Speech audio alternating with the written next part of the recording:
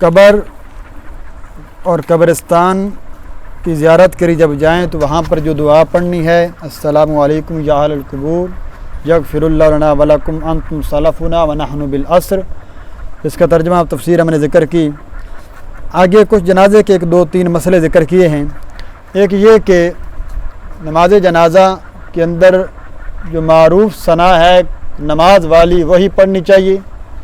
معروف درود شریف درود ابراہیمی ہی پڑھنا چاہیے۔ یہ جو مشہور ثنا یا مشہور درود وسلمت وبارکت ورحمت وترحمت کے الفاظ، اس درود پڑھنا چونکہ درود کے لیے قاعدہ ہے کہ ضروری نہیں ہے کہ وہ حدیث ہی سے ثابت ہو۔ درود آپ اپنے الفاظ میں پڑھ سکتے ہیں، کوئی بھی لفظ عربی کے اندر جس کا معنی جو ہے کہ اللہ کے نبی پر درود شریف، اللہ رحمت بھیج، درود جائز ہے، لیکن اس کی فضیلت اپنی جانے سے بڑھا کر پیش کرنا، میں نے جمعہ پہ جو بتایا تھا نا، درود تاج ہے، درود مائی ہے، فلاں فلاں قسم کے جتنے بھی درود ہیں،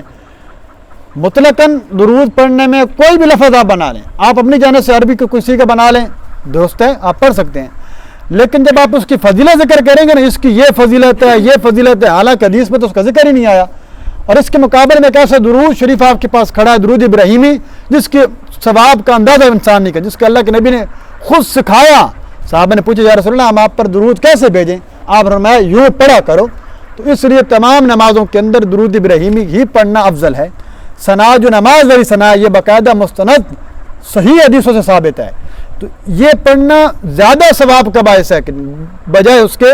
جس میں وجل ثناؤ کا کے الفاظ بھی ہیں، اور بجائے اس درود کے پڑھ سکتے ہیں، جو پڑھ رہے ہیں ٹھیک ہے، ہم اس کو منع بھی نہیں کر رہے، لیکن آپ زیادہ مومن کو چاہیے زیادہ ثواب لینا چاہیے، تو وہ زیادہ ثواب ہی لینا چاہیے۔ اسی طرح فرمایا کہ جنازہ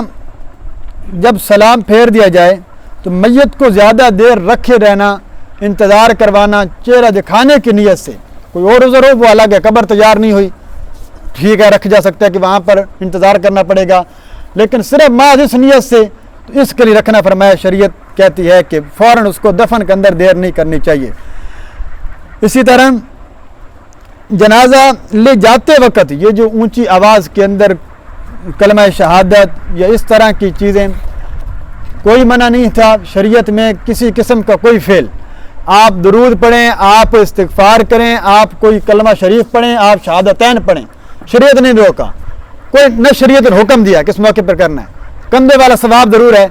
لیکن جب آپ ایک چیز کو لازم اور ایک چیز کو رسم بنا لیتے ہیں تو پھر شرعاً اس کے اوپر تھوڑی پابندی لگ جاتی ہے۔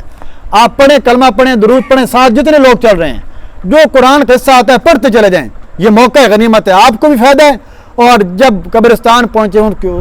روح کو صالح ثواب کر دیں، اللہ اس کی بخشش فرما دے، اس کو ثواب پہنچا دے، تو اس کا فائدہ ہو جائے گا، بجائے اس کے کہ صرف نعرہ لگانے سے، تو نعرے سے بچنا ہے، بلکہ جو عمل ہے اس کو کرنا چاہیے۔ تو یہ چند باتیں تھیں، اللہ تعالیٰ سے اللہ تعالیٰ سنت کے مطابق زندگی گزارنے کی توفیق عطا فرمائے۔